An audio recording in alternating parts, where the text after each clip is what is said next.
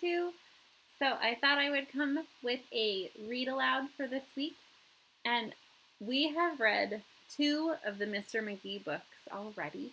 And so I thought it was time for us to read Down to the Sea with Mr. McGee. Let's see what adventures he and Dee are getting into today.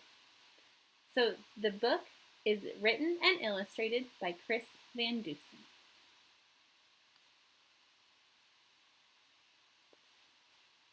Down to the Sea with Mr. McGee.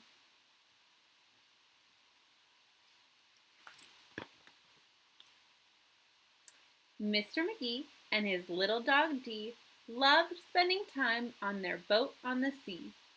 So early one morning at 6:32, they made a decision. That's just what they'd do. Right after breakfast, McGee packed a lunch: sandwiches, carrots, a thermos of punch, a big box of raisins, some sweet pickled beets, chocolate chip cookies, and crunchy dog treats. With plans for the day and enough lunch for three, they hopped in the car and drove down to the sea. The pair left the dock at 7 o'clock and motored their way around Eagle Egg Rock. They passed by the lighthouse and by the old wreck, with McGee at the wheel and Dee on the deck.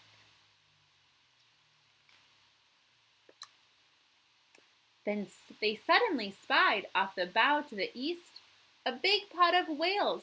There were 50 at least, splashing about in the bright morning sun, feasting on shrimp and sardines by the ton.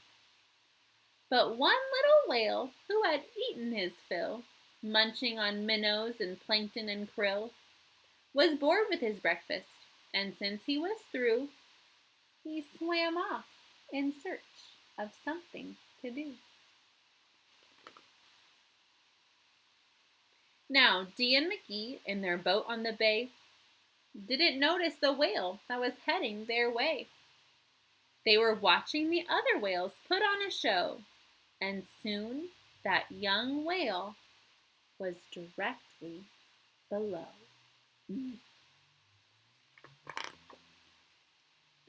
From under the sea, the little whale spied McGee and Dee's boat, but not them inside. He longed for adventure. He wanted to play, so he bumped at the boat in a most friendly way. Then the whale placed his blowhole directly below and ever so gently started to blow. McGee saw the bubbles. He felt the boat sway. Then up went the boat in a fountain of spray. Higher and higher the little boat flew, as harder and harder that little whale blew. Then the whale blew a blast as hard as he could, much harder, in fact, than a little whale should. And that final blast blew the boat up in the sky, first 30, then 40, then 50 feet high. The boat kept on rising, but it didn't stop there. Wind hit it hard, and it flew through the air. Dee and McGee sailed over the sea, when all of a sudden,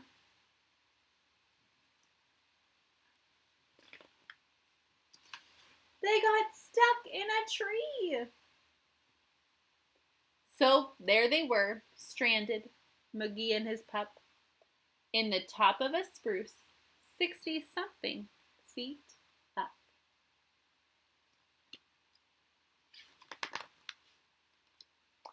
From their perch in the sky, the two watched in dismay as the whale far below swam swiftly away. McGee was downhearted. Just what could he do? They seemed hopelessly stuck.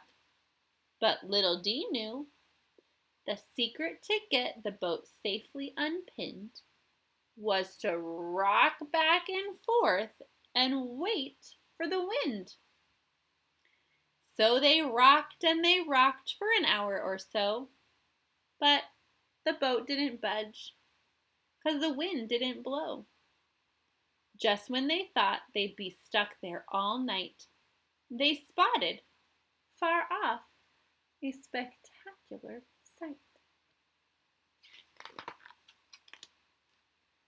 Away in the distance, across the blue bay, the whales, all 50, were heading their way. They swam through the water in one long straight row and gathered around the small island below. McGee looked down at the circle of whales surrounding the island and raising their tails. He felt a bit nervous, a little bit tense, when all of a sudden it made perfect sense. "They're trying to save us," he shouted with glee. "Hold on, Dee, hold on, as tight as can be."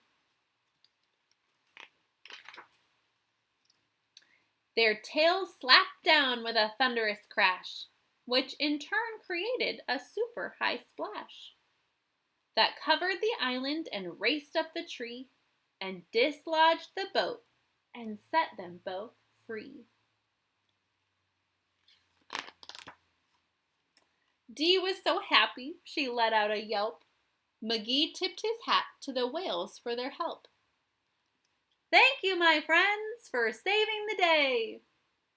Then they all waved goodbye, and the whales swam away. On the way home, little Dee had a thought. What about all of the food that they brought? In all the excitement, they ate not a bite.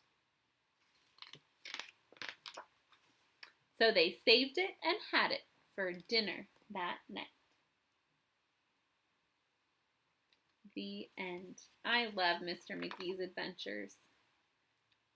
Thanks for listening, you guys.